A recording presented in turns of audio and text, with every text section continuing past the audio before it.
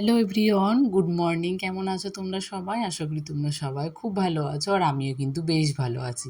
PST ব্লগে তোমাদেরকে সবাইকে আবার অনেক স্বাগত জানিয়ে ব্লগটি শুরু করছি।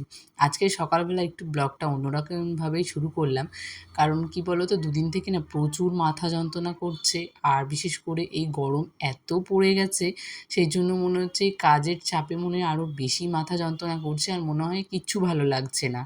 তাই সকালবেলায় ঘুম থেকে উঠেই দেখো সবার আগে নিয়ে নিলাম একটু মাথায় ভালো করে মাসাজ। আর এটা কিন্তু ও খুব ভালো পারে, তাই ওকেই বললাম যে একটু আমাকে মাথায় তেল দিয়ে দাও, আর তার সঙ্গে ভালো করে একটু মাথাটা একটু মাসাজ করে দাও।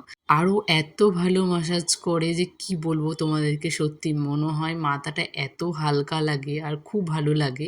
তাই মাঝে মধ্যে ওকে আমি বলি যে একটু মাথায় তেল দিয়ে দিতে আর ভালো করে একটু মাসাজ করে দিতে, তাহলে কিন্তু খুব ভালো লাগে।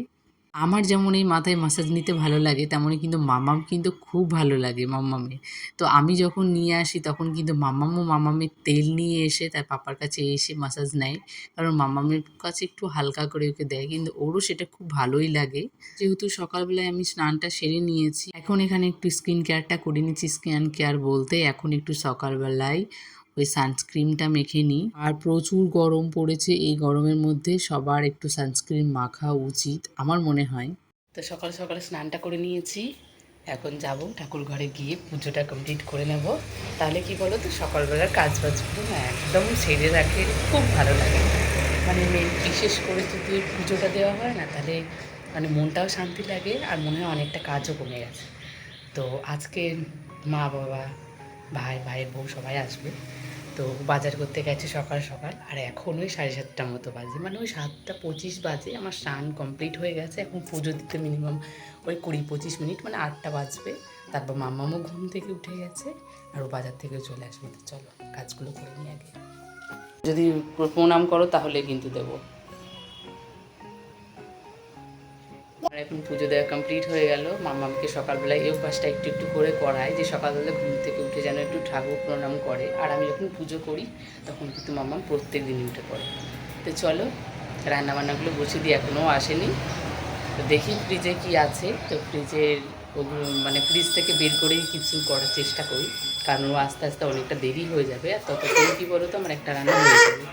বাজার থেকে এসে গেছে, তো আমি এখানে একটু চা বসিয়ে দিয়েছি। আগের দিনে মাম্মাম চা মানে দুধটা খায়নি, তাই দুধটা ছিলই, তো সেটা দিয়েই ভাবলাম আজকে একটু দুধ চা করে নিই, তাহলে সবার খাওয়া হয়ে যাবে। সকালে টিফিনটা এই চা আর মুড়ি দিয়ে আজকে কাটিয়ে দেবো। আর এখানে মাম্মাম সকালে উঠে ব্রাশ করে আগে মাম্মাম জল খায়, তারপরে খাবার খাওয়াই। তো এখানে দেখো বাজার থেকে এসে গেছে, তো আমি চেক করে দেখছিলাম যে ও কী কী নিয়ে এসেছে, কারণ ও বাজার থেকে আসলে কিন্তু আমার একটা মনে ভয় থাকে যে কত কিছু নিয়ে আসবে, কী নিয়ে আসবে, মানে কি বলো তো, মানে অনেক কাজ এক্সট্রা বাড়িয়ে দেয়, সেইগুলো আমার খুব ভালো লাগে না। মানে কি বলো তো, এই গরমের মধ্যে না কাজ করতে খুব বিরক্তি লাগে। আর যেমন দেখো, যেমন প্রথমেই যখন যে প্যাকেটটা নামিয়েছি সেই প্যাকেটটাতে কিন্তু ওই ছোট্ট ছোট মাছগুলো ছিল, সেই মাছগুলো বাছতে বলো তো কতটা সময় লাগবে। আর তারপরে যখন এই চিংড়ির প্যাকেটটা খুলে দেখলাম এত বড় একটা গলদা চিংড়ি, তখন কিন্তু মনটা খুব খুশি হয়ে গেছে, কারণ আমি ভেবেছিলাম হয়তো সবগুলো এত বড় বড়। তো বললো না, সবগুলো আমি পাইনি, একটাই পেয়েছিলাম, তোমার জন্য সেটা নিয়ে এসেছি। আর বাকিগুলো একটু ছোট ছোট, খুব একটা বড় বড় ছিল না, খুব যে ছোট সেটাও ছিল না, মানে ওই মালাইকারি খাওয়ার মতো। আর এনেছিল পাবদা মাছ। পাবদা মাছগুলো কিন্তু ভীষণ বড় বড় ছিল, তার সাথে এনেছিল ইলিশ মাছ। ইলিশ মাছটা একেবারে মানে কি বলো তো, কতদিনের ছিল সেটা জানি না, কিন্তু ইলিশ মাছটা যে কাটতে গিয়ে ও যে একদম মানে পচে গেছে, ও সেটা বুঝতেই পারেনি। মানে হাত দিলে এমনি এমনি খসে যাচ্ছে। তো এইটা আমার একটু রাগ হচ্ছিল যে কেন বাজার যখন যাও তখন একটু তো জিনিসগুলো নিলে তো একটু হাত দিয়ে দেখে নিতে হয়। তো যাই হোক, এটা নিয়েই আমি ওর সাথে একটু রাগারাগি করছিলাম আর জিনিসগুলো দেখছিলাম। আমার না সত্যি খুব মাথা গরম হয়ে যায় জানো তো, এইসব যদি আমি জিনিস দেখি। কারণ হচ্ছে কেউ আমাকে কোনো জিনিস ফ্রিতে দেয় না, আমি যখন পয়সা দিয়ে নিজের পয়সা দিয়ে জিনিসগুলো আনি, তাহলে তো আমাকে নিজেকে দেখে অবশ্যই আনতে হবে। তো সেটাও না করে ওই যা দেয় সেটাই নিয়ে চলে আসে।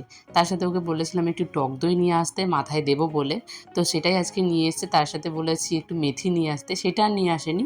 তো সেটাই বলছিলাম যে টক দইটা তাহলে কী করতে এনেছো, বলছে এখন থাক, আমি 2 দিন পরে এনে দেবো। আর মাম্মামকে দেখো, মাম্মাম ভেবেছে কি ওর জন্য এটা লস্যি আনা হয়েছে, ও তো দেখে বুঝতেই পারেনি, ঠান্ডা দেখে ও ভীষণ খুশি হয়েছিল। তো তারপরে ও দেখে যখন বুঝতে পেরেছে এটা দই, তারপরে ও রেখে দিয়েছিল। আর এখানে দুজনের জন্য একটু চা করে নিয়েছি, মাম্মামের জন্য একটু জল নিয়েছি, মাম্মামকে দুটো জল দিয়ে বিস্কুট দিয়ে খাইয়ে দেবো। মাছ নিয়ে এসছে, এখন আমি কোন মাছটা কাটবো আর কোন মাছটা রান্না করবো বুঝতে পারছি না। তো এখন কাটবো কখন আর রান্না করবো কখন, তো চলো দেখাই তোমাদেরকে। তো এই যে চিংড়িগুলো বড় বড়, সব থেকে আমার একটা ভালো লাগছে এই চিংড়িটা, এতটা বড় ফোনে বোঝাতে পারছি না কতটা বড়, কিন্তু এটা অনেকটাই বড়।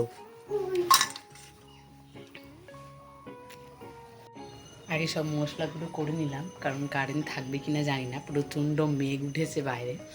তো যেহেতু আমার শিলনোড়া নেই, কিসে মশলাগুলো করবো তখন একটা টেনশন হয়ে যাবে। আর কী বলো তো, গুঁড়ো মশলা হলেও আমি গুঁড়ো মশলাটা না আমার একটুও ভালো লাগে না, আমার না গুঁড়ো মশলাটা একটুও ভালো লাগে না। তাই ওটার চান্স না নিয়ে আগে আমি সব মশলাগুলো করে রেখে দিলাম, তারপর এখন রান্নাবান্নাগুলো করবো। তো চলো, এখন সবে ডালটা সিদ্ধ করতে বসিয়েছি, সব রেডি করে নিলাম। রেডি করাটা হচ্ছে সব থেকে বেশি চাপের।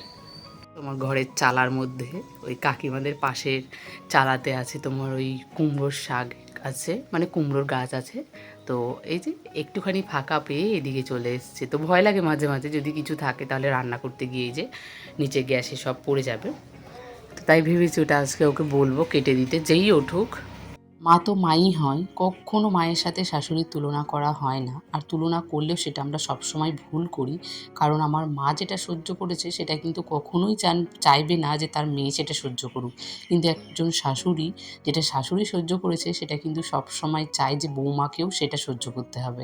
একটা কোনো কিছু যদি আমরা না পাই তাহলে সবসময় সেটার উপর বলা হয় আমরাও তো পাইনি, তো সে জায়গা থেকে তোমরা কি করে আশা করো পাবা। কিন্তু এই কথাগুলো কিন্তু আমার মায়েরা বলে না, মায়েরা সবসময় বলে আমরা যেটা না পেয়েছি যেন তোরা সবসময় পাস। তো এই হচ্ছে শাশুড়ি মায়ের মধ্যে তুলনা। ও অনেক তুলনায় আছে, তো সব তুলনা তোমাদের সঙ্গে আর বললাম না, সেটা সবার সঙ্গেই হয়। তো আমার সঙ্গে খুব একটা এটা বেশি হয় না, কারণ আমার শাশুড়ি মা ভীষণই ভালো।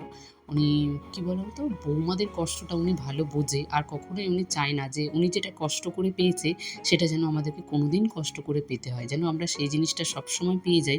উনি সেটা নিজে চেষ্টা করে সবসময় দেওয়ার। এখানে দেখো, এখানে আমার চুনো মাছটা রান্না করা হয়ে গেল। তো এটা একটু দুপুরবেলাতেই করেছিলাম, মাঝখানে কোনো ভিডিও আর শেয়ার করতে পারিনি। তো এটা সন্ধেবেলায় মাম্মাম আর আমি একটু পাটের শাক ভাজছিলাম। তো মাম্মাম এখানে ভীষণ কাজ করছিল, আমাকে দেখেও দেখে দেখে শিখছিল আর কাজগুলো করছিল।